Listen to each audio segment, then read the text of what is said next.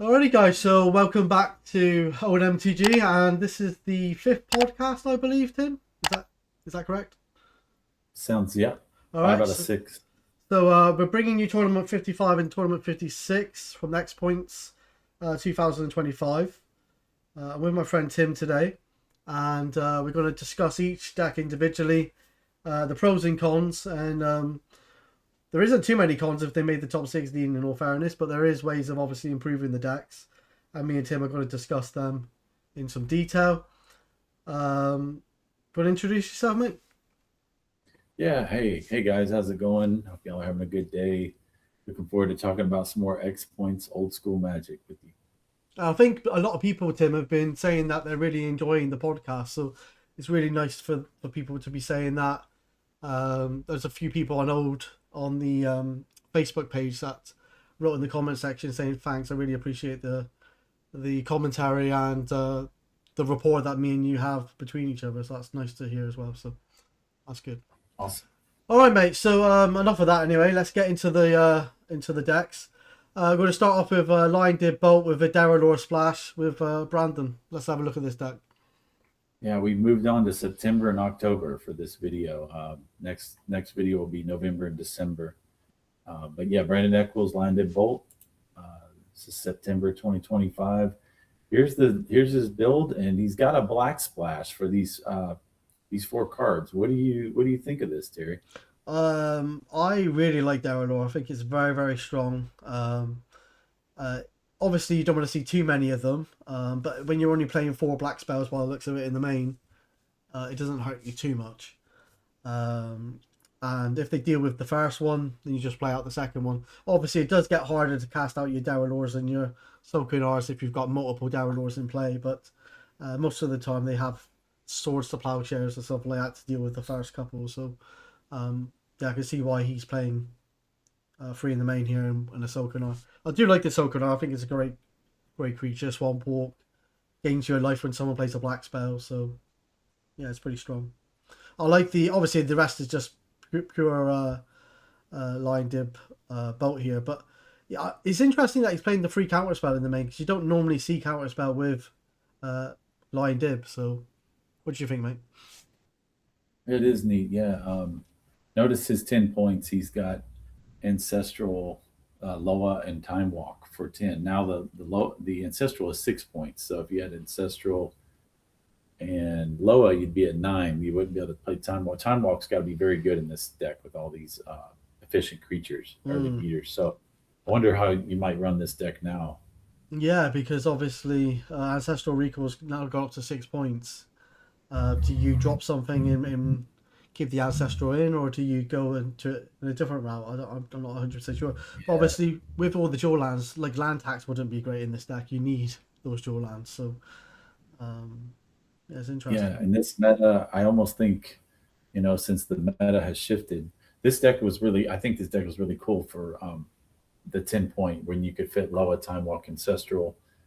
I love the Black Splash for Darrellor because, like you said, it fits the curve. You get early Lions, early Dib, and then boom, Darrellor can come out. And I love to splash Swamp King. I noticed Brandon; he's a very good player. He loves this splash. I've seen him splash Swamp King or play Swamp King in several decks, and I've liked to do that too. I mean, a 5/5 for 5 that has Swamp Walk and maybe a little life gain. Hmm. Imagine against like Mono Black, right? When you drop the Swamp King. Well, you can play So like a Darrellor turn 3, potentially with a Felberstone, or a Sokunar for turn 4. So, um, yeah, it's a bit of ramp there in Felberstone. So, yeah, I would say this is not, this is more like a mid range, right? mm, Just a mid range deck, not your traditional line line dip dip, bolt. yeah. Even though we called it line dip bolt because those are present here in the deck, but it's like a mid range, I would say. And if I was going to do the points now, I would probably do something like, you could do Ancestral, Time Walk, and maybe a couple Geddons. I don't know if Mm. that would work with Sarah's and Swamp King, but you could do Geddons against all the maze and desert Yeah, the only thing I would say deck. about that is it's horrible once you like. Obviously, you play the Geddons when you're ahead, but um, if they did manage to deal with a couple of your creatures, I've tried to play Sarah Angel in a Geddon deck, and it's like, I don't know if I was just unlucky, but I remember getting in Geddon, and then they killed some of my creatures, And then you top deck in the Sarah Angels, and you're like, oh, wow, I'm never going to be able to cast these for like God knows how long. I don't know. That's Just true. Yeah. Yeah, I don't know if Sarah's or the Swamp King would work if you went getting route. I'm just thinking about all mm, the deck prevalence that we're seeing right now in the meta. But notice the sideboard. This deck can go full control. It looks like Terry. He can go into like books with towers, mm. fourth counter spell, control man. It's kind of a neat, I think, a neat transition into almost like a full blown control deck if he needs to. Yeah, I like that. I think I really like Terror. I think it's very underused Terror. I was seeing that being played on Timmy's channel the other day. Actually, they had like three in the sideboard. Very good against the Sarah Angels and the Arnhems that he's playing against. But Mm-hmm. yeah, I think it's like you said, he's got the blue elemental blast, he's got the red blast, he's got the control magic, he's got another counter spell. Is that counter spell? It's the fourth counter spell on the Yeah, left. fourth Yeah, it's counter an spell. altered So yeah, he sideboard. could go more controlling if he wants to. Falling Star is great. We've just seen a lot of them lately. I like the Equinox actually as well. I was talking to you about that. I think in one of the podcasts. I really like that card. Able to Yeah, it counter an looks like he Armageddon wants or to. yeah, Yeah, sorry. It looks like he can counter Armageddons with that. I guess he wants to not lose his lands and mm, play Equinox to counter sinkholes or ice storms or Geddons. That's pretty cool. yeah. He obviously wants to save his library from of Alexandria being blown to pieces. So Mm, that um, too. Yeah, very yeah, I neat. like it. Very neat deck. Mm. Yeah. Cool. Let's look at the next one, mate. All right. Next, we had Ian Roncaroni on a blue white robots. Cool. Here we are. All right, mate. So got the Azure Drakes in there. Got Soul Rings, Falwar Stones. So you could ramp out quite nicely here. Potential turn to turn deep. Um, yeah, he's got the AO piles. What do you think of AO pile? I think he's playing that because it's a fine card with Sage. I mean, he can cycle it if he doesn't need it. He can copy them. He can you can go up to like 6 AO piles technically in his deck Hmm. with 4 copies against decks where he needs to blow up a lot of two-twos or 2-1s or whatever. It's interesting though Um, how he's gone for two Aeoli pile and then reduce the Swords to Plowshares and reduce the Psionic Blasts because he's got access to those. So it's just interesting how he went for two Aeoli pile. But I don't know. Maybe he thought Black Knight. I'm trying to think what else because swords can't deal with that. He's got yeah. I mean, it kills right instead of the fourth Sage. Or excuse me, instead of the fourth swords, he did opt to run the piles. But it's a pretty versatile card, and he can cycle it with Sage if he doesn't yeah, need to draw. yeah, I can see Or- where he's gone with that. I suppose. Yeah, you got a good point. I just thought, well, he's yeah, already got access to Psionic Blast and Sword, so I don't know if. But you are right. If he wants to draw extra cards, he can turn them into yeah. And if potential if he's spells. holding, like I said, a bunch of copies, he can play those piles, start copying a few times, and all of a sudden he just burns his opponent out for that last 6 points or whatever. So Yeah, it'd be interesting to get his take on that. Um, yeah, really strong deck actually. I like the Juggernaut. Nice to see Juggernaut in the format. Can play that quite early, bollocks of it. The only thing I will say is there's loads of Chain Lightnings and Lightning Bolts around, but obviously he's done well with this deck. And you could also copy the Juggernauts, I suppose. Um, the points are Balance, Ancestral Recall, Soul Ring, and what's the other one? that was it. It was Ancestor would have been 5, Soul Ring 6, 7, 8 at the time. Soul Ring Oh was right, Soul 3. Ring's now been dropped down to two, but it was free, wasn't it? I suppose. So now you could fit like a Mistress Factory or something in there, which would be neat. Yeah. And then the sideboard, he's got an ice. Is that two icy manipulators, divine offering, a counter Yeah, spell? Interesting. He just decided doing one counter spell on the sideboard. just one. Yeah, maybe I don't know. Maybe the double blue is tough. I'm not sure, but Hmm. yeah, Sitting in the bottle is great, obviously, yeah, that's good. and he's only playing one Maybe dip, that's so it's not why really going to hurt him.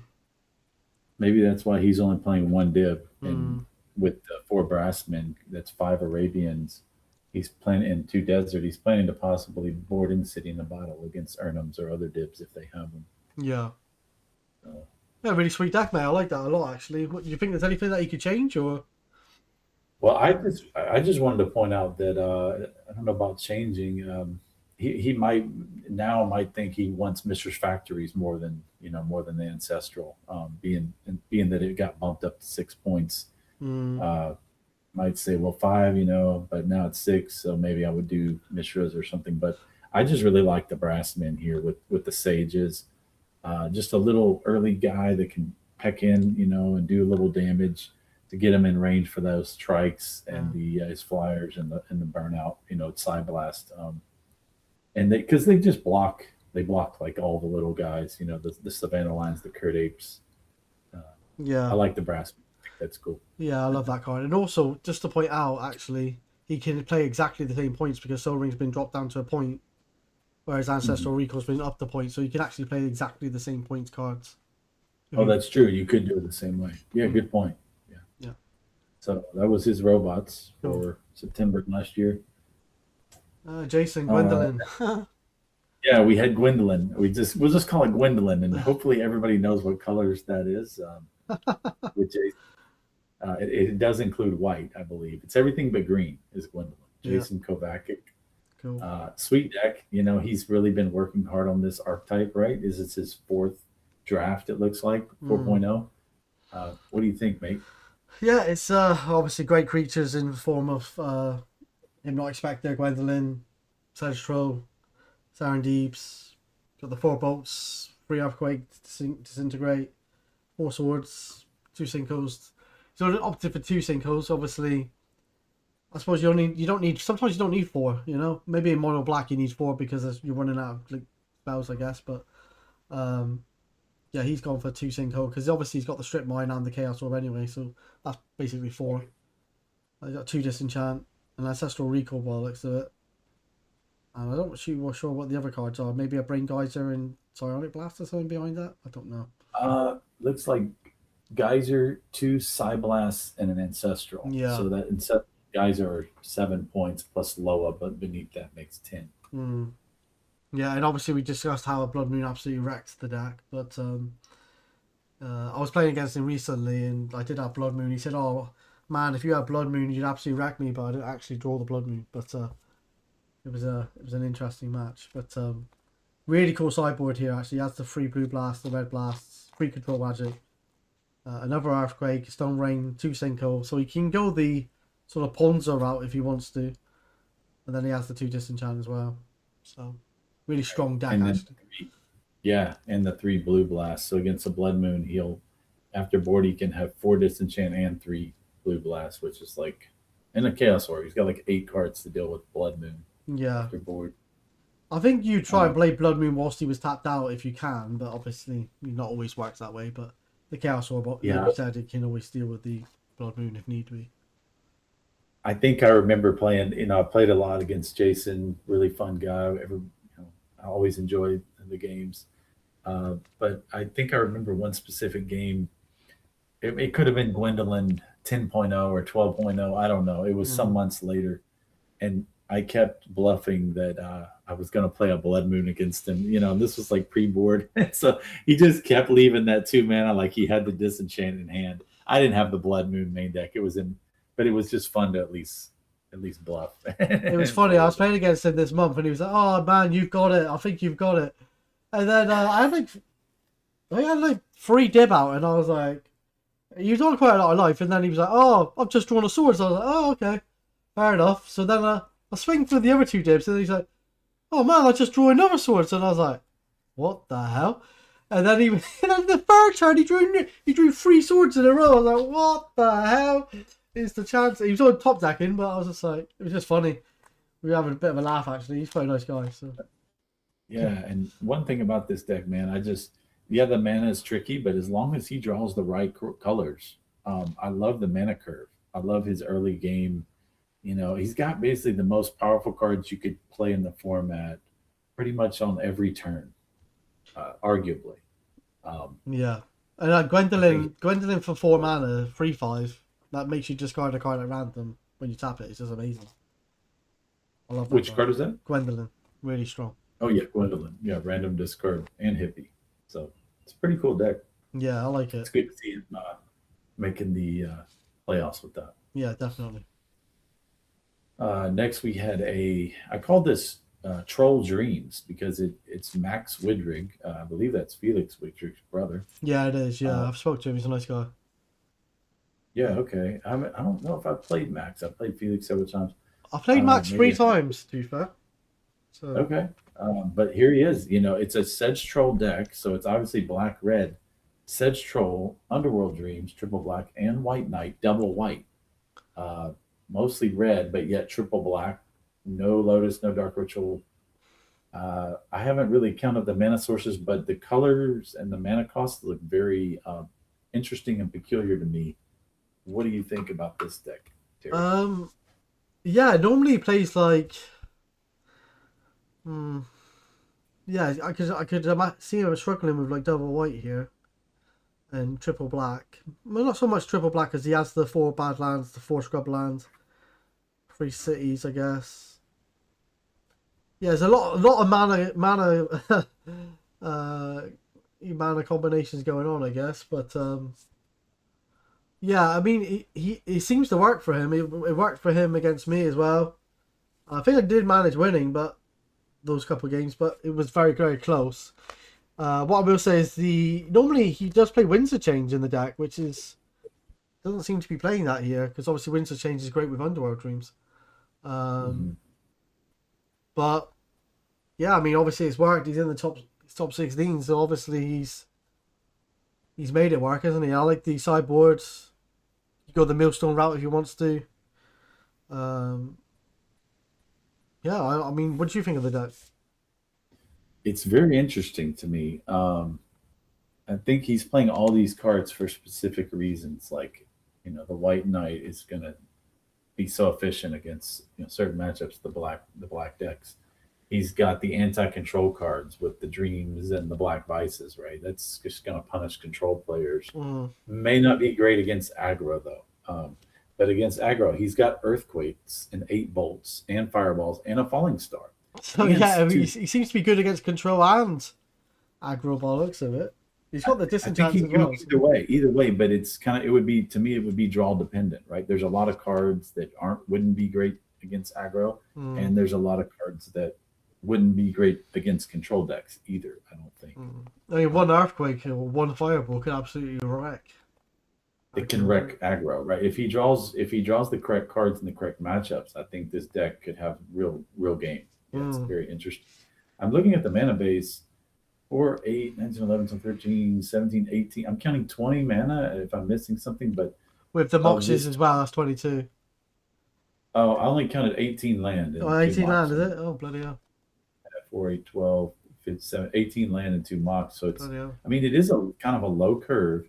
Sure, he curves out at 3 basically, but the thing is, Sedge Troll, one might argue, costs 4. And some of these X spells, like Disintegrate, might cost more than 4 mana as well. But even at 4 mana, well, 3 of those be black sources, with Pearl, Strip Mine, and 4 colorless Mistress Factories. I think those are 4 factories. You could drop 2 Disintegrate, I reckon, and put 2 more mana sources in just to make sure you hit hit your lands or hit your mana, I suppose. But because you've already got like 4 chains, 4 bolts, 2 earthquakes, 2 So if you were to drop 2 Disintegrate and put 2 lands, and then you've still got the 2 Disintegrate, the 2 earthquakes, the 4 bolts, the 4 chains, the 2 fireballs.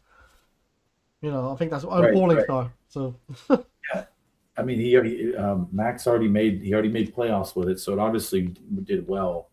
I would be curious to hear what he lost and what his struggles were, how the mana worked out over many games.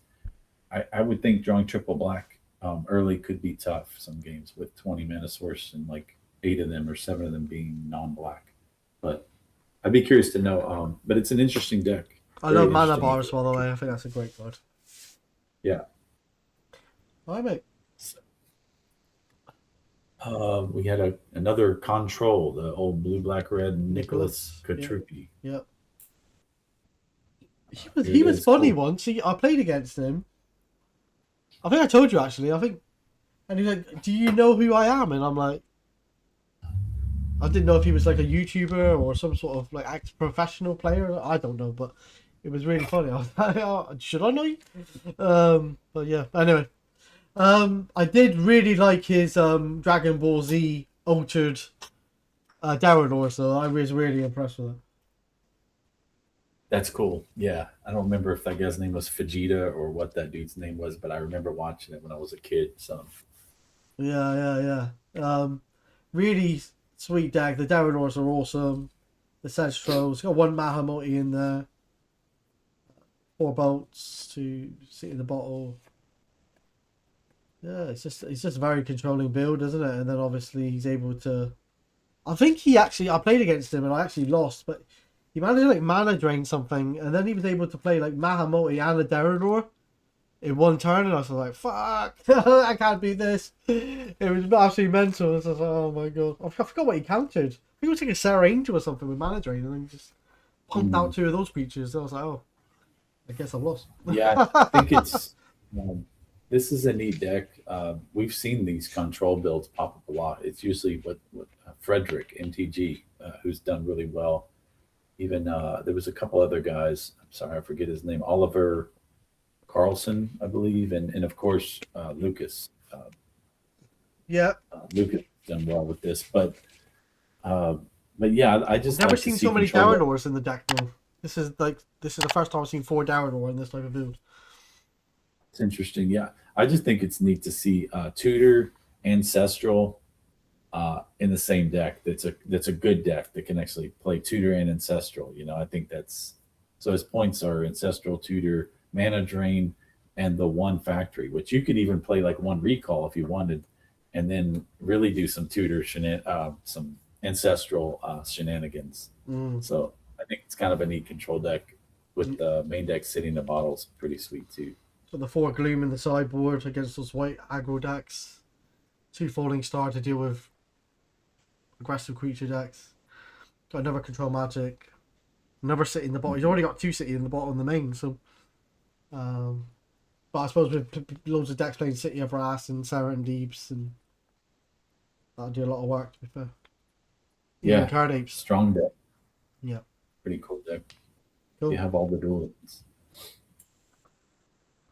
Um, let's see. We had Mono Blue Skies, Olivier Bouchard, top 16. Here he is. Mono Blue. That's interesting to see a Mono Blue make the playoffs, right? I love the fact that he's playing the Falcon. Obviously, I've seen a lot of playing 4 Horsemen, but not so much in X Points or Old School that I've seen, to be honest. Blind X Man's points, obviously yeah. very popular, but never seen the Falcon Yeah. very often. So it's interesting. Don't see much in X points, but no Pendlehaven. I guess he just needed you need too much blue. You got to have double blue, and he has desert. Maybe he just couldn't afford to draw the Pendle with those. Yeah, and I think the Unstable Mutation, only the one of them, that's a bit unusual.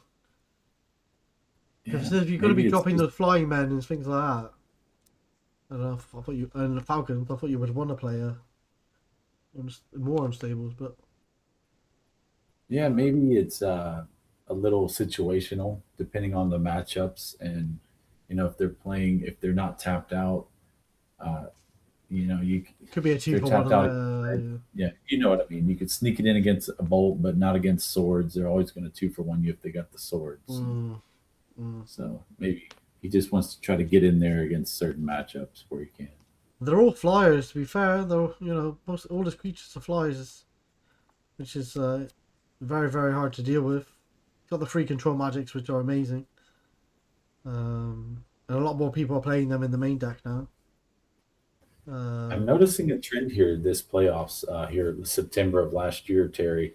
We're seeing a lot of ancestral. 3 out of these 4 decks so far have had ancestral recall. Or Yeah, and 5. obviously That was, they think it's worth it, don't they? They obviously think half their points is going on one guard. yeah, but that's before, right? They bumped it to 6, but Mm, it's interesting to see that he's got the maze, the mana drain, the soul ring. The mana drain's got to be great with some of these fatties, the fat mm. Modi. Really just Phantom Monster and Dib. He's got a lot of the books, 2 books. I love to see the Jalen Tome too. That's quite cool. Just to I'm actually cycle going to be stuff. playing Jalen Tome in my next deck. I'll send you the deck picture in a minute, but Oh, neat. yeah, I thought I'd take your advice. And it's actually done well in playtesting. I was playing against Ivan, I'm yeah. planning to run two Jalen Tums as well next month. I feel like it's been an underplayed card. Mm. Well, it's less Yeah, mana so than the book, and obviously less to activate. So. yeah, so here he is, and he's got a neat sideboard too. Some land disruption here with Phantasmal's Boomerang. He's got some anti-red, the anti-artifacts, the It's disc interesting that with the just energy cuts you off. flux because obviously he's playing like things like Soul Ring, the Felwar Stones, the books. Yeah, like he's most probably going to have to sideboard some of that out if he's going to start bringing in energy flux. You know? I would imagine he leaves his discs in with Flux because he's probably thinking I'm against heavy artifacts, so the discs are there to blow them up if he doesn't draw Flux. He probably boards out like Soul Ring's fine. It pays for Pays for itself itself, if yeah. the Flux is out. But he probably boards out like the book, maybe a couple Felwars, or the two books and the Felwars for the few Fluxes or something. I think. Really sweet deck though. I like that. Yeah, sweet list. Next we had another, oh wow, Control, Blue Black Red by Robert Shelton. There it is again. A similar deck. It's pretty much similar. So 4 Darrellor, 4 Counterspell. I like the Icy Manipulator. Great against mazes, great against creatures, and things like that. Good against City of Brass, actually. I actually ended up losing in one of the matches. The Icy Manipulator on my City of Brasses. Could be a win con, potential.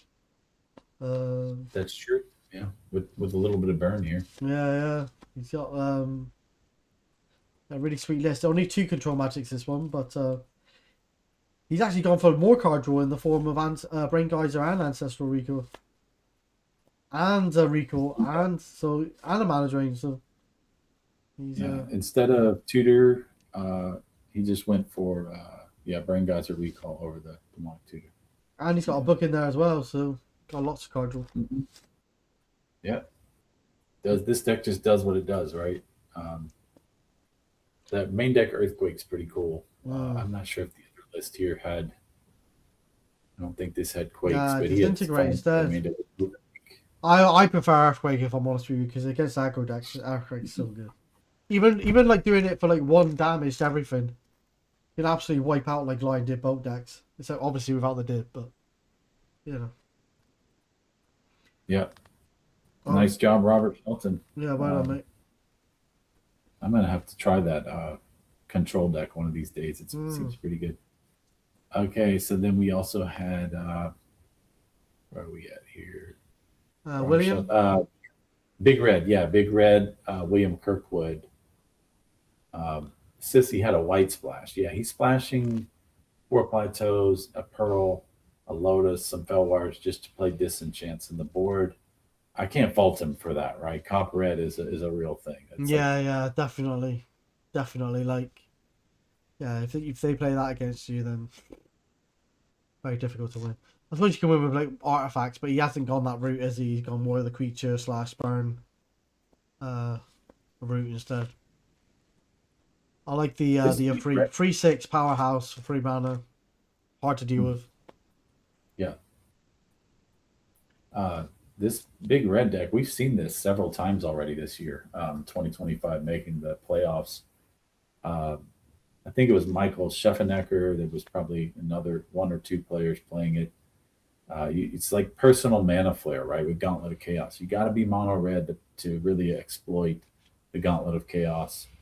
And then X spells, do so well for so much damage. I think the Disintegrate and the Disc are a really smart move for mono red, being able to deal with all kinds of things. And Blood Moon is just going to shut some of these decks down. We've already seen all these 3-color decks above. Sometimes 4 or 5 colors, isn't it? Yeah, it's just going to be consistent, right? It's just consistent with efficient creatures that are defensive and offensive, and big mana and fast mana too. With all his points are in speed with mana rocks. So yeah, cool. Really strong deck there, I think. I'd like to try this deck someday too. I think I would need to pick up a couple more gauntlets. I think. Yeah, 2, I think there's obviously 2 routes with mono red in there. You can go the Anchor Mishra Black Vice route with Atog, and then you can go this route with big creatures, you know.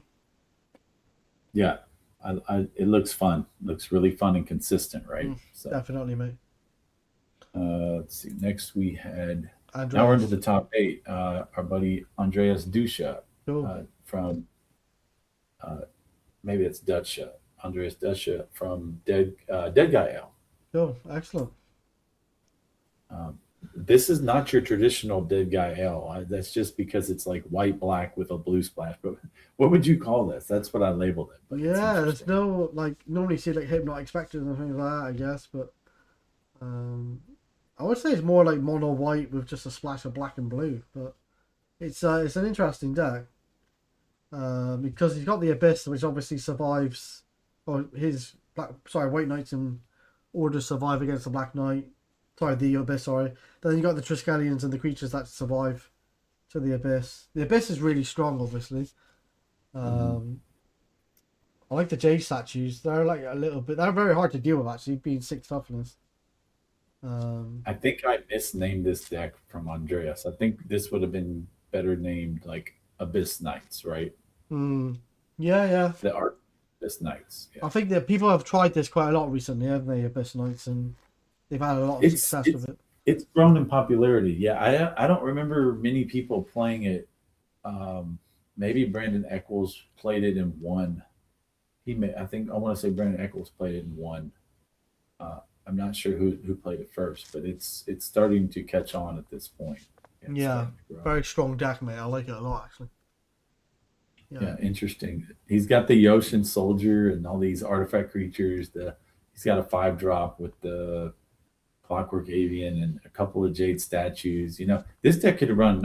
He could easily board out his dudes and run Wrath now, unpointed, and I would think that would make this a little stronger mm, in this meta, right? With Wrath being in the board or yeah, something. We'll yeah, see. yeah. Catch a lot of people off guard, I reckon.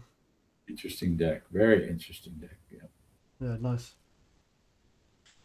Let's see. We had Greg T on Rook Valley. Oh, I Here love he this is. deck. Rook Valley, yeah.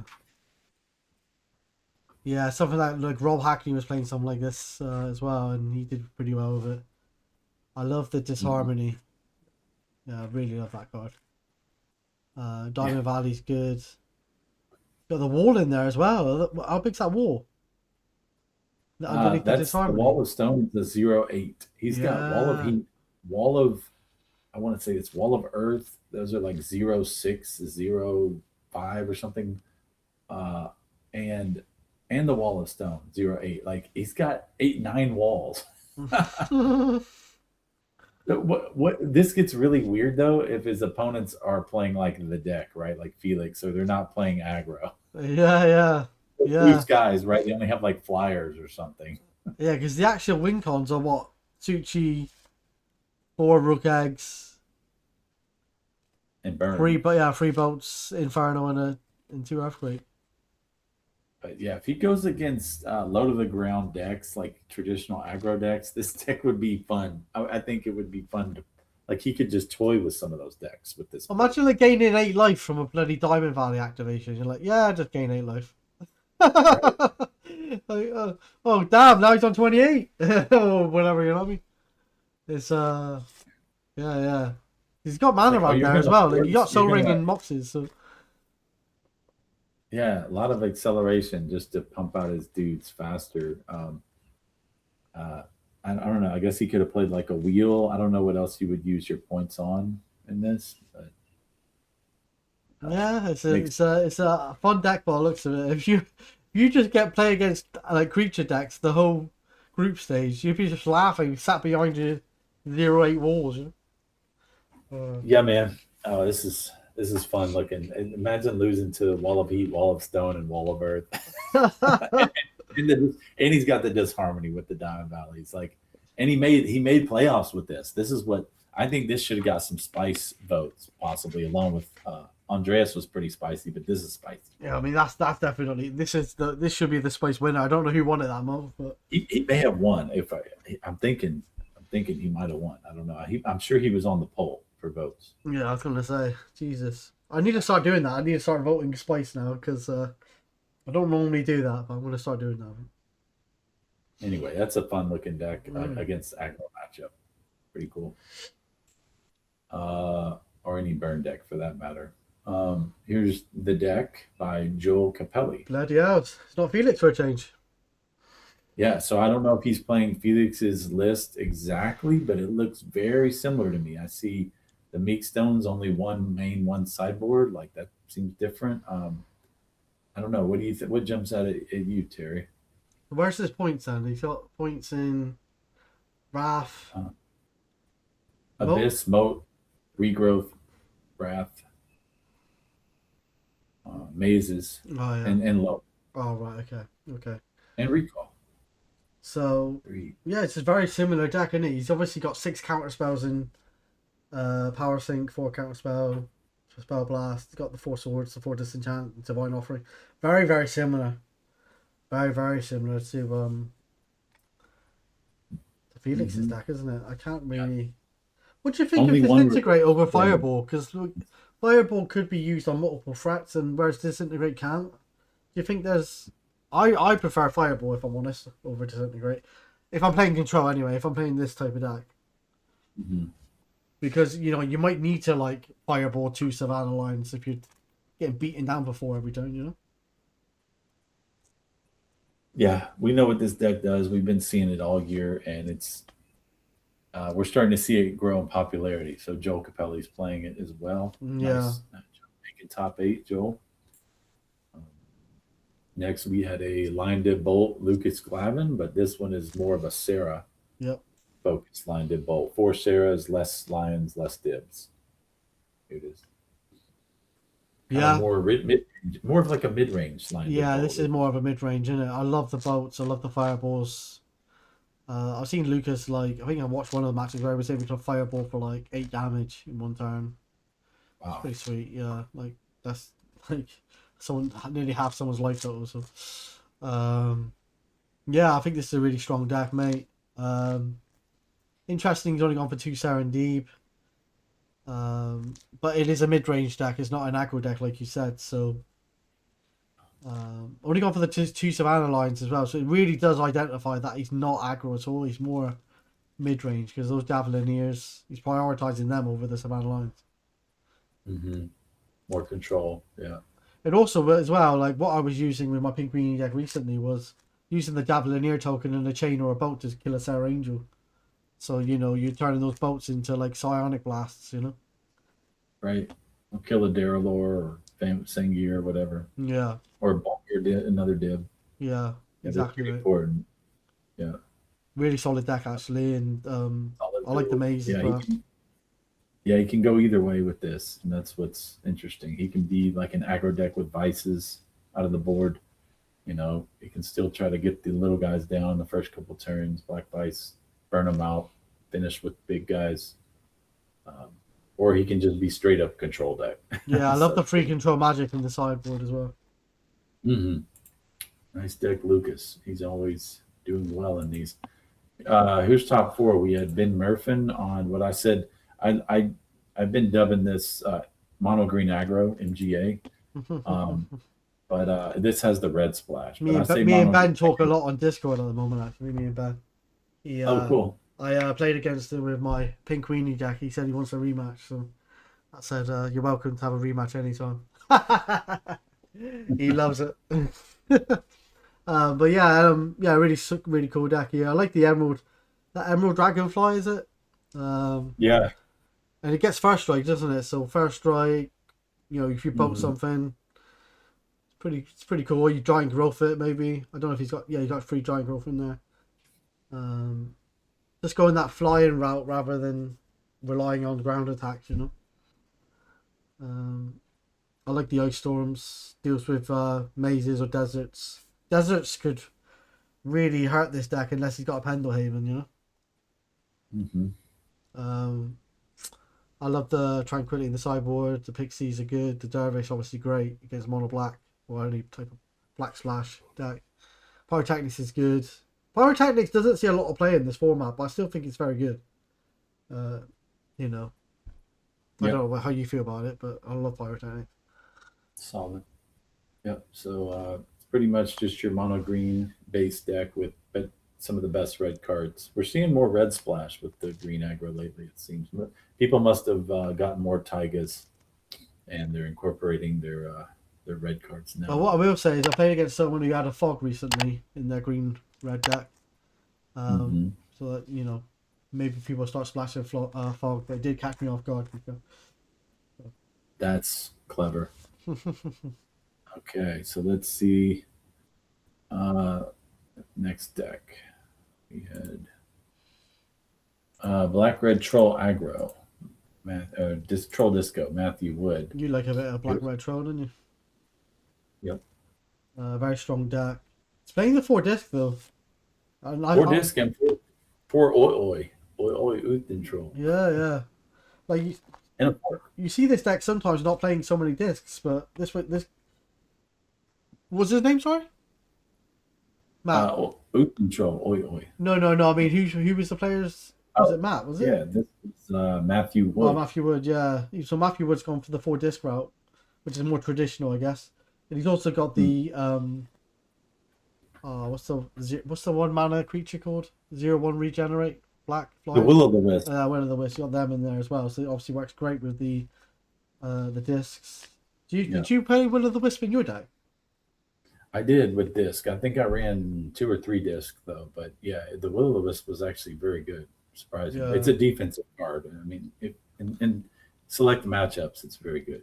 Yeah. I love the fork in here. Like I think that's such a good card. You know, you can fork your own him to Torque if you want to, or you can fork something relevant to theirs. Like imagine forking an ancestral recall or something. That would be just Yeah. It's dirty. Yeah, it is dirty. So his points are free him to Torak. Where's it? Sorry, in 4 factories. So that's all his points. And then he has the free Gloom, the free Terror. I really love Terror. I think that's a great card. Free Red Blast. Another Earthquake. Well, sorry, a Earthquake. Disintegrate. Free Black Knight. So Black Knight doesn't even make the main deck. It's not good enough. No, neither did Pump Knight. Instead, he's got the Uthin Troll, which he hopes won't die. Right? He's got more. He's all in on regenerators with the discs. One thing I wanted to note that jumped out at me was maybe to support this fork. You know, his mana base had to support that, so he's got to play 4 City of Brass, right, to make sure he gets double black and possibly help him get the double red. So the fork's cool, but it is, I think, maybe a painful mana base you have to run to try to hope to cast it. Yeah, there might be a spot where you don't actually have the swamp for Sedgetroll, so it just basically becomes a 2/2. Because you maybe have to use a City of Brass or something and not have swamps in play. I don't know, but And then you have 8 Uthin trolls. That's a lot of ois. Oh yeah. So anyway, congrats on his top. Yeah, nice mate. Lastly, we had Felix and Joe Becca in the finals. Felix is on the deck again. He makes the finals, but he didn't win. So Very interesting to see there was 2 the deck in the top 16. So that was good. 2 of them. He's playing Ancestral. Yeah, Ancestral Recall this time. With Loa. Hello, and what was the other point? Abyss and Regrowth. Yeah. 2 Sylvan. Never seems to be a lot of card draw in his deck, but he always seems to win. Like he's obviously got the Ancestral and the 2 Sylvan, but No library as well. He needs to draw either Loa, one of the libraries, or the Ancestral. So that's 4 cards. If he has one of those 4 in like the first, few turns, he's probably set. And if any of those get destroyed, and then he can get the regrowth. Losing the regrowth now, I assume he would lose regrowth because Ancestrals increased a point. I'm curious how he's going to be running it, or how he's running it in 2026. But this deck is savage, right? He's been just tearing it up this whole year with this. I will say with the regrowth, it's actually really important that with regrowth. Like when I was playing that deck, regrowth was like being able to get back like a fireball or maybe like some sort of maybe millstone or something. It's like really important because you haven't got a lot of win cons in the main, unless your opponent's like sometimes I'm quite defiant. I won't concede until like well to the very end. So if you if you use all your like main win cons in your deck and you're drawing all these extra cards, you could end up decking yourself with no win con left to actually win the game. If someone like me, for example, I'll be just sat there for an hour waiting until you know. Um, yeah, it's just gotta be careful sometimes. I think that regrowth is quite important. There's three things that really jump out at me about Felix's deck here that I'm looking at now, and that is I love the Ali from Cairo and the Healing Salve sideboard. I would be curious if he or Max or anybody watching that played Felix could comment in and how was Ali and Healing Salve? Did those really swing any games? And then lastly, the third thing is this altered Swords to Plowshares. I think that's like Felix playing the harp there. Is that what he does when the game's gone for 3 hours? He's playing. He's very good. He's very talented. Very talented. Man. It's nice stuff. And Healing Self, I really like that card actually. All I joking do aside. too. I want to play it with Lich. I want to play. I've been trying to tinker with 4 Healing Salve and Lich and some life gain, reverse damages. In fact, this month, this tournament, September 20th, I played a deck that was green, white, black Lich with reverse damage, and maybe I had Healing Salve in there, all the life gain I could. Um, so yeah, but I like Healing Salve too. Yeah, it's a great card, mate. Great card. All right, let's look at the winner. And I'm not seeing Joe Becca's deck somehow. I don't know why it disappeared. Let me see if I can get it to come up. It's left. Sometimes it just appears though, doesn't it? Like when you click on and off it.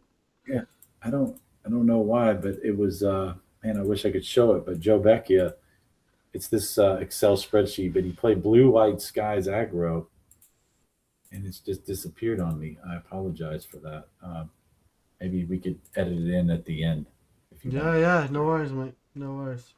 Cool. So Interested to see Blue White Skies actually won a tournament because normally they have to splash red to do that, but it was good to see Blue White actually win without the need for red for a change. yeah, I think he's straight up like Sarah dibs with maybe some knights, and yeah, no red, just the. But he may have had Psy Blast for burn. I want to say, but interesting. He didn't need red. So, grats to Joe this for September. Taking Cool. that down. All right, mate. Move on to the next one. Yep. Andreas Ducia. Yeah, we got yeah, Andreas is back, and this time he's on Underworld Dreams. This is straight up just black, red, blue, just a touch of blue, right? For the time twist. And Yeah, Dibs, this is very much on the Dreams plan with Winds of Change and Time Twister and Wheel of Fortune, isn't it? he can transform into a full aggro deck if he wants. Yeah, that's a really cool. You can play the Underworld Dreams on turn 1, which is really nice. Wow, that is cool because you know what? People will not see these cards, these 1, 3, 6, 7, 8, these 8 blue red creatures here. He's got Solkanar, he's got a Gwendolyn, 3 Dibs, 3 Trolls. They won't see those 8, and he can board those in, and they won't bring in red blast or blue blast because what card is in his main deck that you would need? I mean, What you could do is like if you were to win the first game, obviously sideboard all the creatures in. But if you were to lose the first game, then obviously you do bring all the creatures back in. So then they have to sideboard again, and then for the third game you end up taking all the creatures back out and bringing back all. You know what I mean? You just play games with them. exactly. Yeah, or just bring in the hippies Yeah. against control. But yeah, it's kind of genius actually. I've never really quite seen. I mean, we've seen transformational stuff, but I've never really quite seen it like this. This deck is mostly black for it can do big drain life stuff, and cast the Underworld Dreams, of course. And he wants to do that quickly with the rituals, but late game he can still pump out Ices, Abyss, or a little bit bigger Earthquake, or the drain lives with those dark rituals. This is a good build. This looks like something I was also tinkering with as well. Andreas does come up with some good ideas. Actually, he's a very good player and very good deck builder. So I'm impressed with this. Actually, it's very good, very good.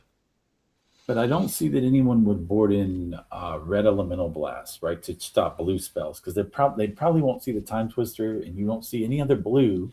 You might wonder what the blue's for if you see. They might assume, oh, he's probably got time twister because he's on Underworld Dreams, but there's not a lot of blues, so they may not board in red elemental blast. So that that's frees up these creatures to be free from that. What's But above if the he's got, Shatterstorms, by the way? The Shatterstorm wasn't 2 blue cards today. what was that? Above the Shatterstorm, what are those 2 blue cards? Magical hack, and I assume he's going to hack like karmas. Oh, okay. Okay. Yeah, if they play a karma against him, he's going to hack it to say planes or Oh, nice. Okay. Okay. islands or something else. Yeah, Oh, nice. Okay. Nice. I probably like this deck a planes. lot. I love the Windsor change as well. Um, Mhm. yeah, just multiple ways of making that Underworld Dreams work in the main. The Abysses are great. Yeah, really solid deck. It is neat, and here he is in top 16 with it. So it's nice to see Underworld Dreams making the playoffs. Nice build. Enjoy this. Brandon again And with Lion Did Bolt Black Splash. I think this is with the Downlords again, isn't it? it's same, pretty much the same as last month. He obviously Brandon is trying to get there with Dib Bolt with the black splash. I don't know if it's card for card, but it does look very Very, similar. very, very similar. Um, Mhm. won't talk too much about this because we did talk about it quite a lot in Yeah. the last section. Looks like he cut the books out of the board and he went with 4 towers. I want to say maybe he had like 2 books, 2 towers last month, but maybe some subtle changes. But yeah, he's still on it. Still did well for him. Made the Yeah, playoffs again. and Sokonar's in there as well. And here, Felix is back again on the deck. Um,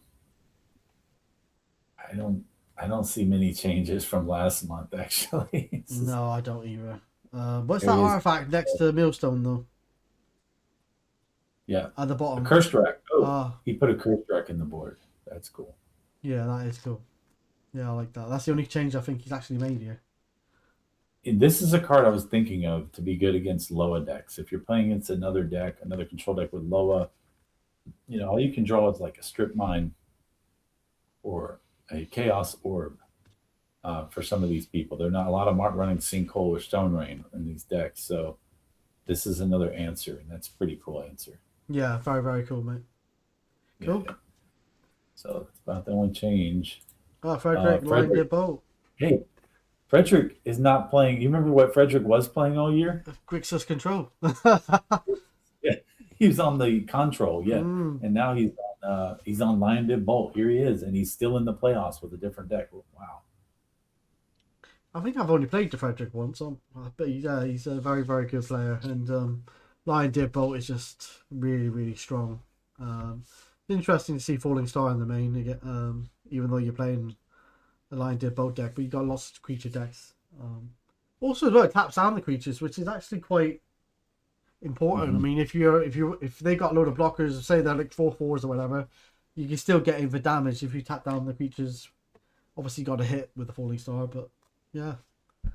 Yeah, Uh, tap down their dibs or their earnums or mm, whatever, and like you said, you can use the Javelineer or maybe a bolt to finish off any big creature with the star, and they can't block, so it's pretty cool. Just it could read, hey, none of your creatures can block this turn, right? Like Flaring Pain or something like that. and Or also as well, he's no, gone for factories. As 3 of his points, Time Walk and an Mhm. Ancestral Recall. Pretty strong list, mate. I like this. Yeah, Um, neat from Frederick. He got in there. so Next, we had a Naya aggro. We haven't seen a lot of red, green, white. And here's no, James. all right. Yeah, he's got the birds to ramp out into Arnhem fairly early and Sarah Angel. Only 2 card apes, interesting. Um, yeah, I mean, it looks like a really strong list. I love card ape and Savannah Lion fighting together to win the match. Yeah, I mean, it's an interesting list with like a lot of 2 ofs and 1 ofs and 3 ofs. Guess it keeps your opponent guessing how many you got of each, I guess. Um, It seems like he's trying to cater to the mana base with this mm, build. He's trying to play a bunch of powerful cards, but he doesn't want to go all in on many of them, aside from Lightning Bolt, which we see a play set. And I think he's just concerned about getting the right mana for the right cards. Hence, he's playing this 2 Disenchant and 2 Crumble to try yeah, to make the mana work. really interesting deck here, and um, I love the Shiva Dragon in the sideboard. Just gonna go big or go home. It is interesting. I'm surprised that the Crumble weren't just like Shatter or something. If he's worried about getting the white, and if they play a Blood Moon, Yeah, you because know, it's quite an aggressive deck. You don't really want your opponent to gain life. you don't want him to gain life. No, not with this. Not with. He's got swords. I don't know. His creatures aren't really big. He's got a couple Sarahs. Hmm. So these little guys can only do so much damage, right? And then playing crumbles and swords. But hey, he made it. He's still got a lot of very powerful cards in those 3 non-colors. So, Exactly. It's obviously done well pretty with cool. it. So. Yeah, a nice deck. Hmm. James Little. Next we had Matt won on, and he lost in the top 16, but he won a lot to get there. So Matt won with black, What a red. surname that is, isn't it? Matt One. God, yeah. Oh god, that is hilarious. Yeah. So Black Red Troll. What are those cards? Are they hymns? I think it's altered him to draw. Oh right, okay, really cool. 2 trolls.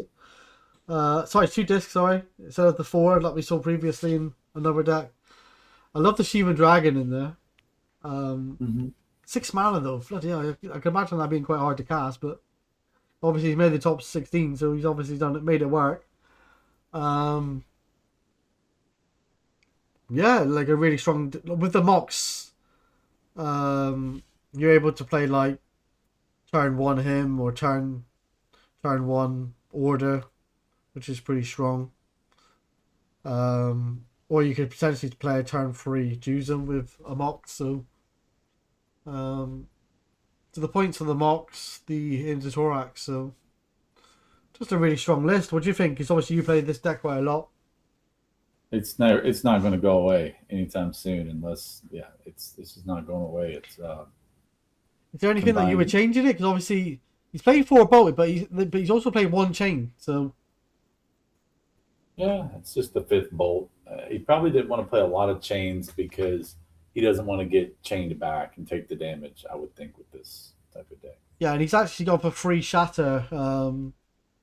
Sometimes you see like only 2 shatter in the main, but he's actually gone for 3. So obviously he's respecting potential artifact decks. Yeah, he must have had something in mind that he didn't want to, certain artifacts he didn't want to see. Maybe like Soul Ring or Moxen or things like that.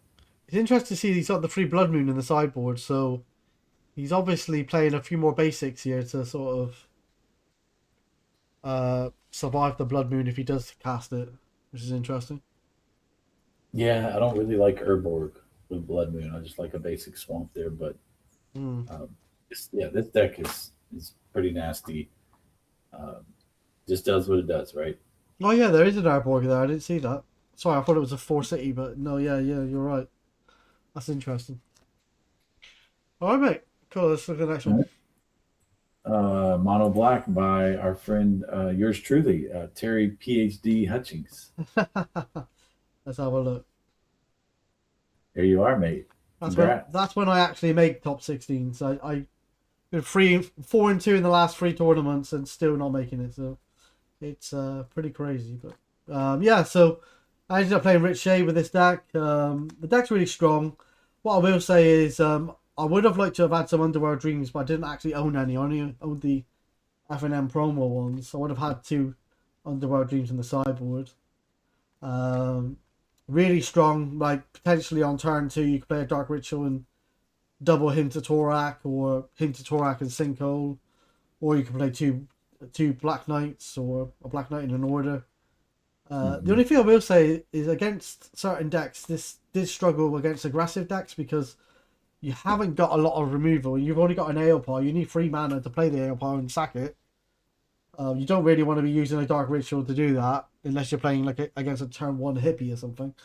But there's not a lot of removal in the main here. We've only got the 2 Paralyzed, the 3 Aeopile, and 1 Terror. The Terror could be useless. But you have got, obviously, potential. Like, Hymn to Attraction is great.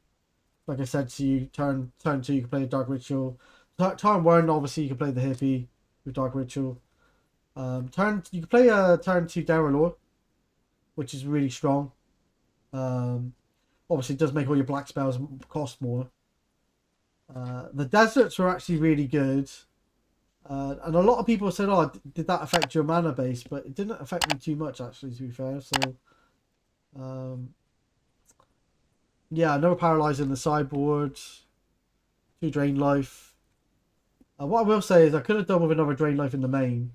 I only had 1 in the main, but I should have had 2 really. Okay.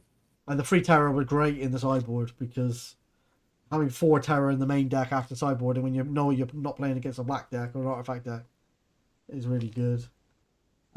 Gloom's obviously great. Greed, never really brought Greed in very much. Should have really.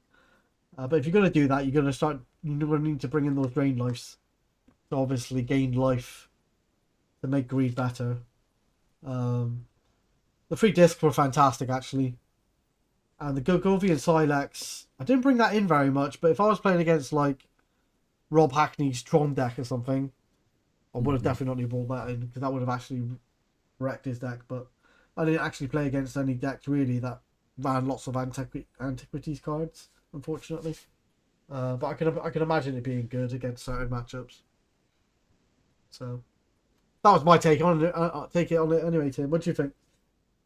Oh, this is another one of these decks that's not going away. Mono black MBC is what we call it nowadays. But even though I don't know if it's a control deck, it's more like aggro here. But mono black's not going away, man. It's awesome and it's efficient, it's consistent, and it can be fast, and it can have like the best disruption, like you said. But especially if you lean in on the rituals with the hymns and the sinkholes. My concern, how good were the rituals? Did you have games where you drew them like and held them in your hand, or did you always just cast vampires later, or drain life, or wish is that why you wish you had another drain I life? think, like I said, like yeah, I would have preferred to have another drain life because sometimes those dark rituals into drain life can be really, really strong. If you're just keeping them in your hands and then you know you're kind of potentially going to draw up to 2 or 3 drain life, then they're pretty good. But I actually in the next one would drop down to 3 dark ritual instead of 4, Okay. because I found they were a bit useless to be honest with you, mate. I noticed that Sean ran a Jalem Tome in his mono black this past month, and he made playoffs. Jalem Tome, and I wondered if that was to like cycle rituals late game, because you want them early, but you don't want to draw too many Well, of even he might even cycle terror because terror might be useless. So Sure, cycle some to remove it, yeah, right? yeah. Yeah, What I would situation. say is I only own 1 IC manipulator, and if I was Hmm. to, I would run 2 in this deck for definite. Okay. How good was the Royal Assassin main deck? Absolutely useless, mate. If I'm honest with you, I hardly ever saw it, but as soon as I played the damn thing, it died straight away to a belt or a chain. You think it's I, a sideboard card, right? Like yeah, against like sideboard green guard, and also foil? I think I would have preferred another Sengir, Okay. because like I would have been able to use those dark rituals for ramping out something big in the air. Like I didn't have it. Like I obviously got the 4 hippies and the 2 Sengir, but I would have preferred another creature in the air to potentially swing in and swing over those ground creatures. Yeah, yeah. I like the Silex in the board. You said you didn't have much use, but you didn't play against Mono Brown. You didn't play against robots, I guess. Hmm. And I guess you didn't play against decks with like 4 factory. Would you bring it in if you saw 4 Mishra's factories, or would Oh you yeah, yeah. Like I would have definitely brought saw that in, multiple mate. factories? I think it was just Uh, unfortunate the way the matches went, but obviously I made top 16 with it, so but I didn't need it, fortunately. But yeah, it was a really I strong like list. you said you didn't use the greed much. I like that in a matchup like the deck, right? These control decks that don't have a lot of burn or aggro. Um, I think that's a great card with Dark Ritual against control. Well, yeah, exactly. And also, like I said, I would have liked to have had an two Underworld Dreams because I've actually got them now. Right. Potentially playing that on turn one with a Dark Ritual. You're kind of forcing them to have that disenchant, and if they haven't, they're going to take. Would you main deck Dreams or would you sideboard it after your experience? I would sideboard it. Okay. Um, All right. because they might, because there's not a lot of artifacts or enchantments here, so you might think, oh well, there's no point having those disenchant in the deck because he's not playing that many enchantments, and then you bring him in from the sideboard, and they might have sideboarded one or two of them out. Yeah, that's true. Well, nice job, Terry, on Mono Black top 16 there. Cool, thank you. Nice deck. Lucy. Taco Lucy. Here he is. Earn him again. Berserk. Yeah, I like that with the Arnhem. That's pretty strong. Oh, he's got Mind Twist. He's playing a Mind Twist for 4 points. You know what? I was thinking of actually playing Mono Black with Mind Twist and just taking out the him and Mox. Because imagine if you like Dark Ritual, Mind Twist. Like that's pretty strong on turn one. But I love Mind Twist. I think it's a great card. Mm-hmm. Yeah, it's Because he's got quite a lot of rampage. He's got the birds. He's got the Soul Ring. So like you could potentially Mind Twist quite early, like 3 or 4 cards.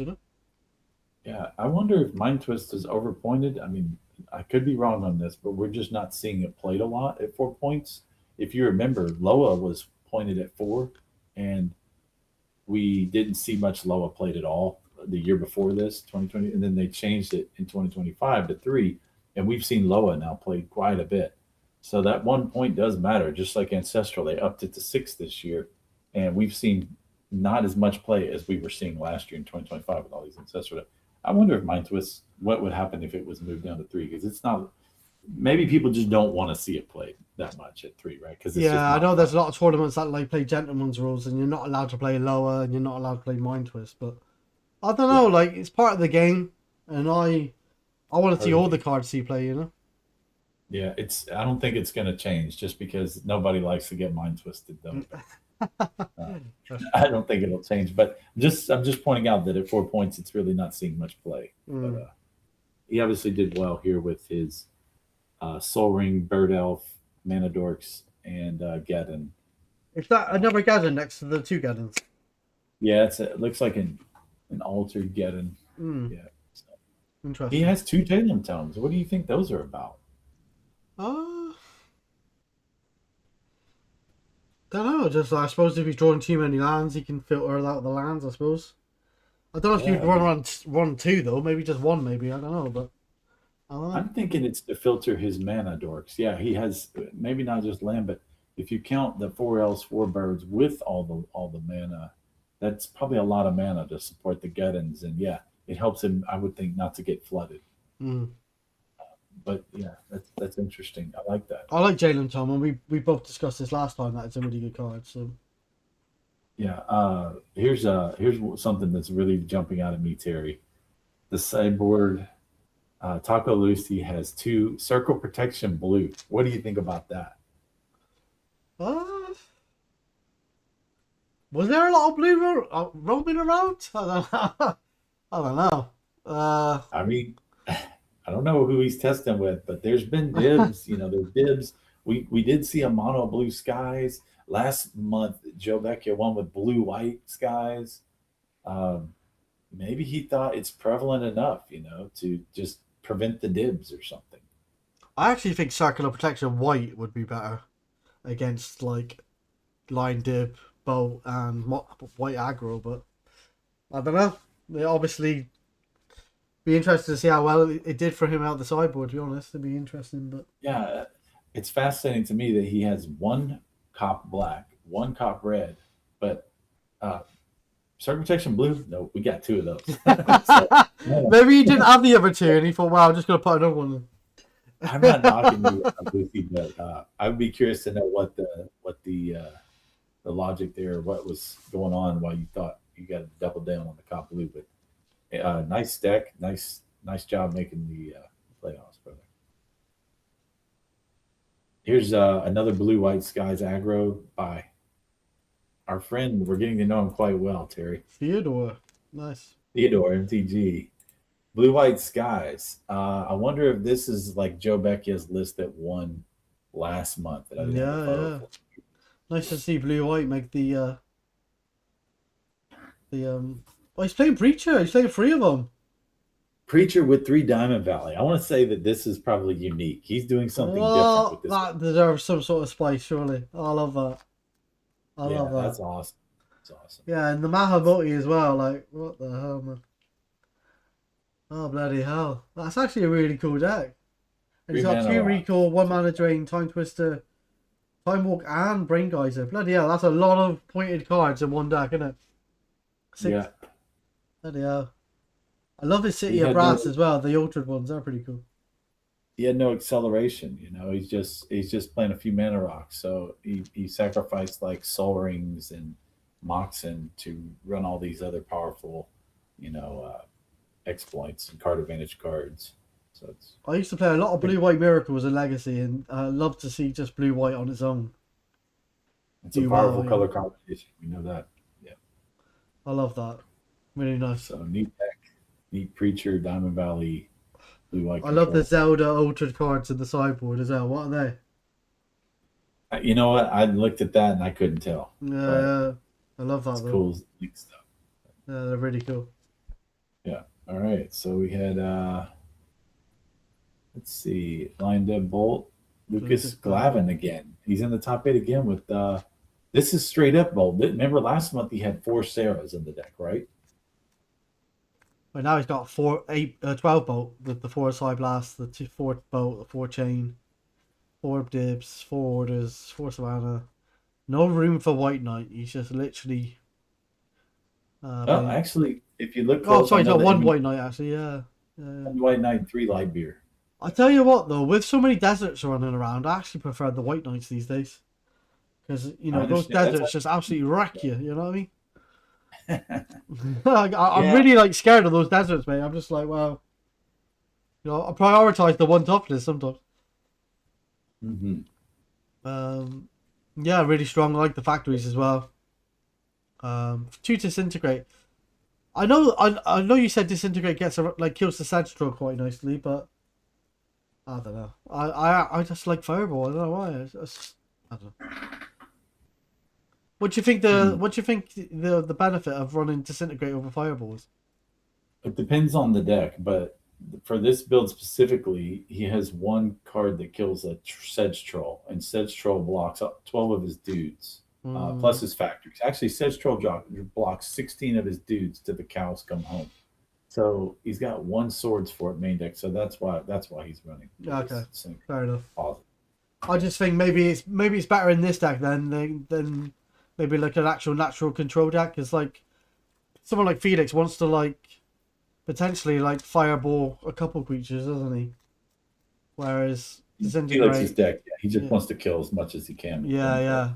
So all right. You got the Psychic Purge in the sideboard. Yeah, I he's really not like Psychic going Purge. some of the card advantage there with the disintegrate. He just wants to push his damage through to win the game with against the troll, I think. Sleight I of like the Mind as sideboard. well. Yeah. What do you think about the board there? I love the IC manipulators, bring them in.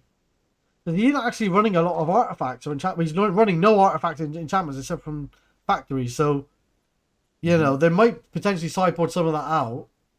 And that's when you bring Right. in your IC manipulators because they're going to stick around a little bit longer, It's pretty cool. You could have just played like Stone Rain in that slot, but the argument can be made for an icy that you could tap down a maze and then untap, and then tap a desert, or you could tap 2 lands during it before his attack step. With Yeah. ices, if you.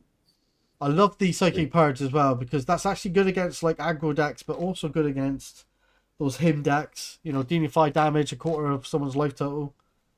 If they have to discard, it's pretty cool. I love the Karma as well. Karma is such a strong card against mono black. But not even mono black. Even like decks that splash black. If you're taking 2 or 3 during your upkeep every turn, Yeah. really strong.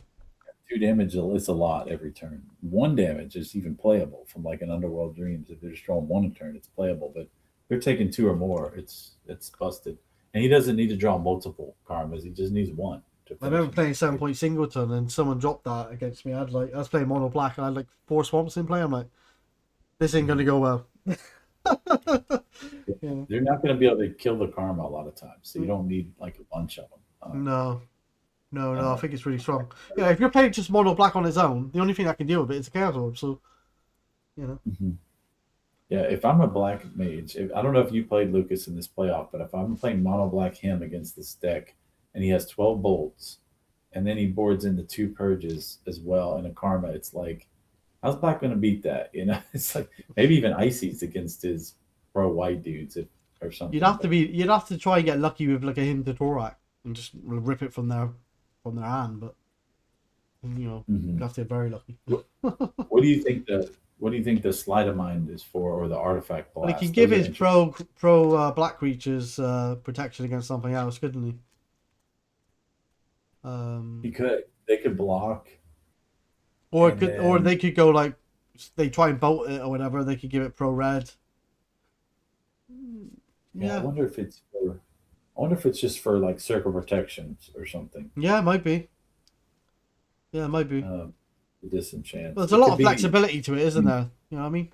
Yeah, it can work with his knights too, right? He can, if they try to kill him, it can also function as a counter spell and be like pro red, like you said, pro red or whatever. It can, or it can get in for the final bit of damage if they've got like 2 red creatures on the battlefield to block and they're tapped out, and then you just go give it pro red, pump my order to 5-1 or something, and just finish him off.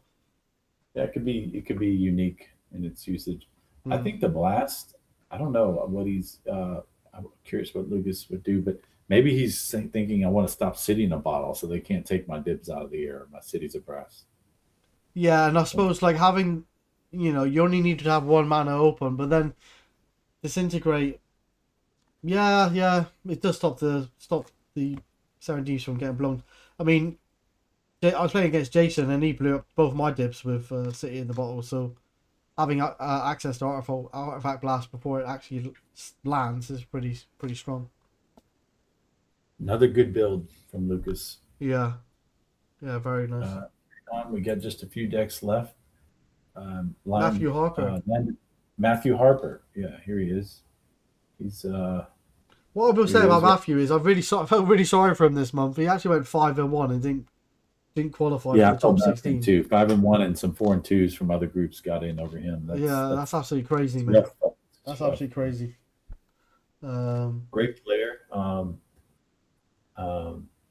Yeah, this is a pretty standard build, but he does have 2 fireballs and a falling star instead of whatever, and only 1 swords. He's in a Sarah. And no pump knights, like you said. He prefers the white knights because it's probably desert or something. So he's prioritizing Baron by the looks of it, isn't he? Over because you don't normally see. Sometimes you don't normally see those 4 chains, but he's actually deciding to go for the 4 chains rather than the orders. And then he's also got the 2 fireballs, and he's got a falling star. So interesting. He's only got 1 swords in there because basically he doesn't want to get them to gain that much life. He just wants to be able to deal as much damage as possible. I suppose he's only using that swords if he desperately needs to, like on a Urnum or a bloody Mahamoti or Shivan or something. I like the Vices sideboard. I know some people aren't running them. I don't think Lucas even had them. Maybe he doesn't need them, but I just feel like they're in this meta with all these ivory tower decks. They're almost essential for burn aggro, I would think. But yeah, I had 4 in my sideboard with Pink Weenie. And I think I also had 4 with my blind dip bolt deck, to be honest. Didn't play against control once, though, in the last 2 tournaments. In the first tournament 60, I played 4 control decks in 6 matches. And in the last 2 tournaments, I've literally played against no control decks whatsoever. Yeah, so just the way it goes, isn't it? I mean, what I will say is this meta is, since the beginning of the year, I know we're going to talk about this later on, but the meta this year is, you're never really going to know what you're going to play against in the group stage because there's so many diverse decks. It's hard to try and figure out what deck is good against all of them. That's very true. There's like 20 different archetypes or more, and then there's the spicy players that are just randomly playing stuff. So I think I was playing you're against right. Joe, and he was playing like if he wins the coin flip, it deals 5 damage to him, or if he wins it, he makes like a 5/5 gin or something. I don't know We talk about bottle of Suleiman, Yeah, that's Suleiman. the one. Yeah, yeah. And I was like, what the hell? Like, what am I playing against you? Like, some spicy stuff, mate. Spicy stuff. Oh, was that Crouton Man Joe? Yeah, yeah, yeah, yeah.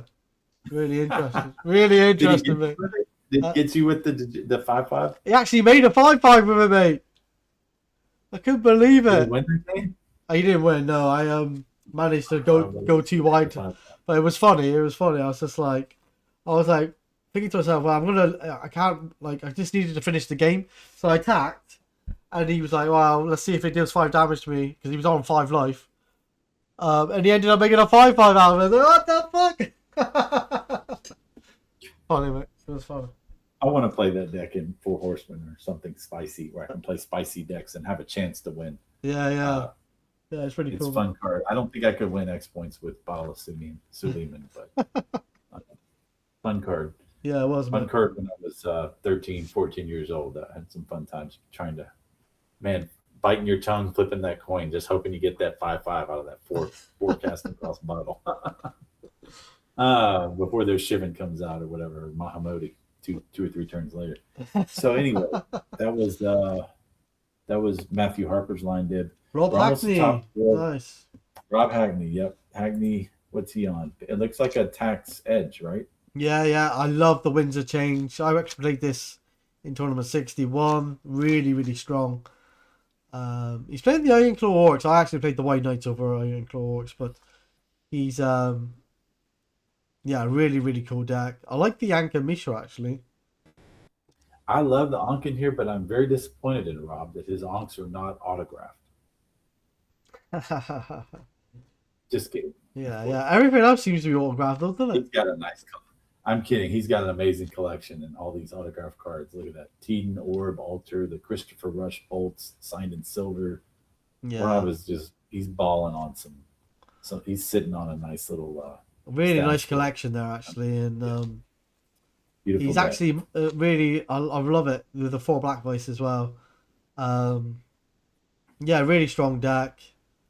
Winds of Change can be really great with the land tax. He's playing 2 factory as well, as his points, noticeably. He's got the 2 Blood Moon in the sideboard because you're running quite a few basics anyway, so it doesn't hurt you too much to play Blood Moon. Uh, yeah, I mean, only 2 swords in the main, but you don't want to give your opponent too much life here, do you? Um, yeah, really strong deck, mate. I don't know. There's not much more to say about it, really. What I will say is actually is the Ivory Tower in the sideboard. So, um, if you're playing against like an aggressive deck, or you're playing against like a burn deck, they'll bringing those Ivory Towers in with the land tax is just absolutely amazing. Um, one thing that jumps out at me about Rob's build here, I don't, and that I think is really cool, is he only has 19 lands, if I'm counting that correctly. Yeah, you don't need a lot of land. Like with the Don't land need a tax, you don't need a lot at all. I think I had 20 in mine with a Mox. So Yeah, I don't like playing a lot. It's all about mulliganing into getting the tax and the land. And if you have one land, especially if you get a plateau or a city of brass in some builds, but if you get a plateau, it's just gold because with that one land, you can cast so many spells in the deck. I yeah, mean, yeah. everything, orcs, onks. It's just like 8 or 10 cards that you can't play off of one land. So it's a pretty cool build, and I like to see it with the low to the ground, Mm, low mana. very strong deck, mate. Very strong. Nice. And then we had top four, another pink weenie. I don't think this is Tack Edge by John Diddert. Uh, what I think he labeled this deck. What is this? Is this called something or something like that? Or what, is this is this something? I think that's what he labeled the name. It's The kind of pink funny. weenie with a black splash. Nice. It's interesting. He's got a lot of Joe lands in there. Actually, he's got the 4 scrub lands, 4 plateau, the 4 Badlands. a load of mocks. Sorry, a load of white lands. Plain, sorry, swamps. Got Sarah Angels in there as well, actually. So it's actually like more of a mid range. Could be more aggro slash mid range, couldn't it, with the bigger creatures. Um, got the Loa in there as well, which is interesting. Got the Loa with the Armageddons. That's interesting. It is interesting. It just gives him, if he draws that lower early, it's just so game changing, right? Just to have, even though he's not playing dudes on those first turns or two, it's just it's just Loa, so you're getting the card advantage. But if he doesn't obviously draw it, he's on the aggro plan, and he can do like Pink Weenie with Geddons. He can tutor. He can draw 7. He can instead of playing, what I would normally see is people would normally play the blue dual lands, and you'd have white red with blue for dibs here in this spot, right? That's mostly what we've seen lined in Bolt. Instead, he just goes with tutor and Darrellors instead of dips. So the black gives him access to, I guess, terrors, and he dodges cop blue from people's sideboard. No, he dodges City in a Bottle. He dodges City in a Bottle by playing Darrellor. He's never going to live it down with that cop blue, is he? Well, he still made the top 16 with it, mate. So Oh, good, man. I'm not really making fun of it. It was an interesting call. It's an interesting call. Oh, good. That's funny. But he dodges the bottle by playing Darrellor, I think, with the black instead of the blue. Maybe he thinks they won't bring in City in a Bottle. He's got his own, right? Yeah. That's great, actually. Yeah, that's a good point, actually. He doesn't get Loa, right? You just drop that to take out their Urnums and Dibs. Yeah, cool. The pain in the butt. Let's look at the next one then, mate. All right, we're almost there. So that was an interesting build. Hey, Rich Shea. So I lost to Rich Shea in the top 16, 2-1. Had him down to 1 life. So he's on this like mid-range red, white, blue. Yeah, he caught me off life with that bloody Spirit Link. I was like, oh, he's going to be dead next turn, and then he had a Seren Demon play, and then he found the Spirit Link, unfortunately. Really nice deck here. He's got the ATOG Lance. He loves his ATOG. Calling the ATOG Lord on Discord. He has the free dibs. So this is more like a control build, isn't it? It's not really. It's got the bolts. He's got the fireballs. He's got a couple of Savannah lines, 4 Javelineers. So he's prioritizing those 4 Javelineers over the Savannah lines because obviously it does ping for 1. He's got the Maze, the Recall, the Ancestral Recall, and Loa. Loa's really strong, actually. Wasn't too good against my 4 Sinkholes, in all fairness, but very, very good. And obviously making the top 4 here. What I will say is he got the 2 Millstone in the sideboard, so he could go a lot more controlling and just maybe take out a couple of creatures and just go on the Millstone plan. Yeah. Just sit behind the Ivory Tower and counter spells and just on this Millstone. What I'm seeing here is this deck, actually, we've seen several builds that are built this variation that have like Javeliers and a couple of Lions or something. And yeah, they can kind of be aggro if they want to be with their Dibs and Saras. But if you just look at the Javeliers and the Lions as removals, just imagine those 6 cards are removal spells for 1 mana, just to trade a card for an early creature. If those are removal spells, this looks like a straight up control deck. Yeah. But it can function as early aggro. It's pretty cool, actually. And if Eridon's caning from the sideboard as well, you can just like use all those bolts and fireballs and then reshuffle them back into your library. Nice hybrid build by Rich Shea. Yeah, definitely nice, mate. And he made top 4. So the final, I hate to bore you guys, but we have 2 more builds of Lion Dib Bolt. That's a lot of Lion Dib Bolt in this top. And they're actually my friends, Beastie Baz and Michael Parler. Good friends of mine, actually. Me and Michael always share a deck list at the start of each tournament. Yeah, super cool guy. And Beastie Baz, we've had some battles in 7-point Singleton and X points. Lovely guy. And he actually shared some content with me, so it's both my friends. It was hard. I remember commentating on this from a YouTube channel in the final. I was like, it was hard to 'Cause I like them both. I wanted both of them to win, but yeah. Interesting decks here is pretty much the what you would expect to see line Dibbolt. Except from it's not running orders, it's actually running more direct burn. It's running like 4 chains instead of like 4 orders of light beer, sorry. But then he has got the 3 factories. What do you think of the deck, mate? It's pretty standard. That's the pretty standard Lion did bold aggro. I Yeah. think it just comes down to like, do people want to play Order Lightbearer or do they want to play White Knight? And we're seeing some things like Falling Star or a Firebolt kind of mixed in. Some builds run 3 jabs, some run 4. Some have 2 Sarahs, some have none. It's pretty standard for the points as well. The Ancestral Walk and 3 Factory last year. Yeah. Yeah. I think very, very sweet deck here. Only 2 Black Vice in the sideboard. I think if you're going to play Black Vice on the sideboard, I think you need to go at least 3 to like have a realistic chance of seeing it from the sideboard. Yeah, that's pretty weird, but maybe it worked for BC. He made the finals, but for Boss, but that's pretty weird. Only 2 Vice because you really want in your opening grip, and if you can, you want sometimes multiples when you're on the play. You want 2 Vice, so that's very bizarre. Yeah, I agree. And then you got the Fall Asleep card with Charizard, because you just go on for infinite games. Oh, are you ready to talk about Michael Parler's final deck? Yeah. Let's talk about his deck to the right. I'm gonna go ahead and take a nap, and you go ahead and let's have story time, and you can put me to sleep and talk about his Charizard deck. Okay? But he saw the last video of this, and he pissed himself laughing. Apparently, he was like, yeah. Have a nice shower. Story time. Wake me up when it's over. Oh my god. I'm glad they banned this card, mate. Oh my god. Freaking ridiculous. Can you imagine that? Like, oh, let's just play another game. Like, hang on a minute.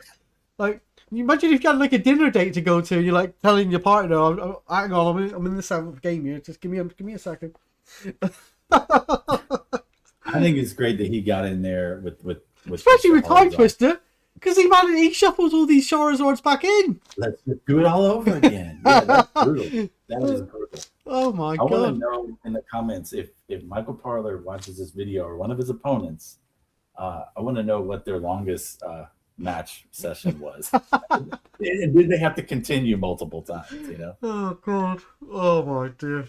But Charizard's cool. It effectively like puts your opponent at like 10 life minimum, if they were at 20, and if they were at less than that, right? Doesn't they start at like half of what their life total was? Yeah. So imagine like.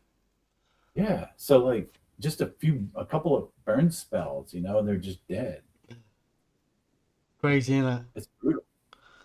But anyway, grats to Michael. What I will say is I actually recorded the final of this, and fortunately for me, because I was a little bit unsure about Charizard, whatever it's called, and I was like, well, how the hell does this card work? Because I had to look it up myself. I was like, I've never seen this card before in my life. And I was like, I really hope he doesn't play this, because it's going to be a long ass game. And fortunately for me, he didn't play it. And he actually sideboarded him out after game 1. I was like, oh, thank God for that. Oh my god! Yeah, it was interesting that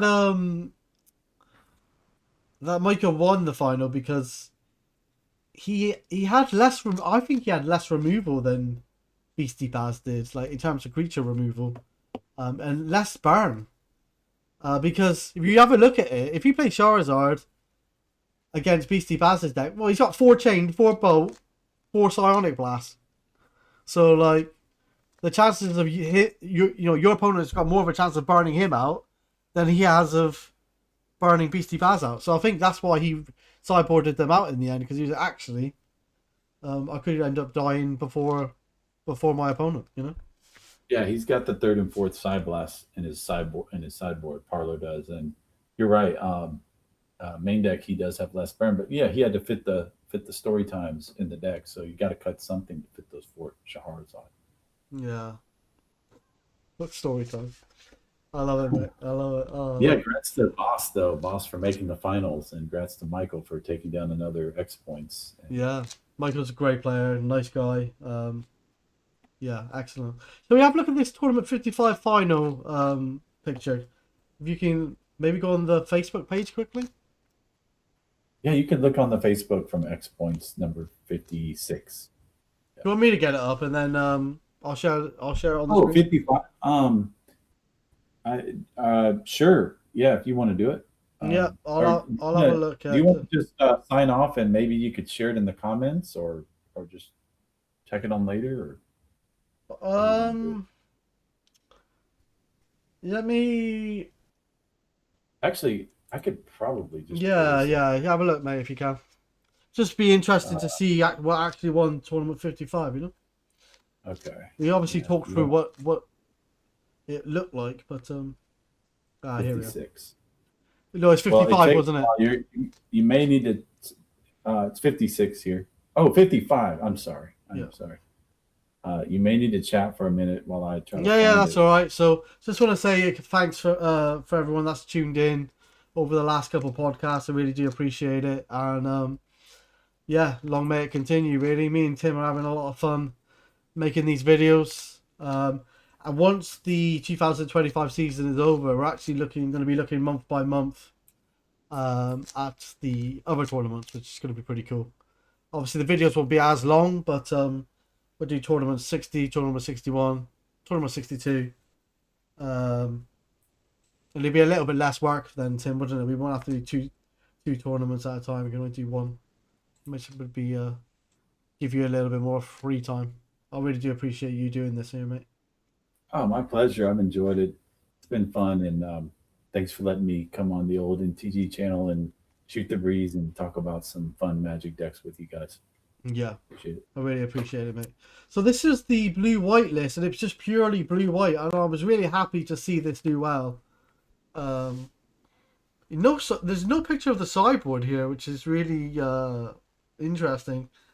Um, but he's just playing like free counter spell, ancestral recall, time walk, uh, the free factory, three white knights, four orders, four javelineers, four Samana lion, four Serendibs, four. Just like this, you just I wouldn't expect this to win. It was just absolutely crazy, to be honest with you. Like, yeah, obviously it did. So Mm-hmm. yeah, just straight up blue white. It is nice to see it actually win without the It's need for powerful, red. powerful creatures and cards. Not much burn, but maybe it's in the sideboard. We can't see the board, and maybe he had a really good sideboard as well. But these are very good cards too.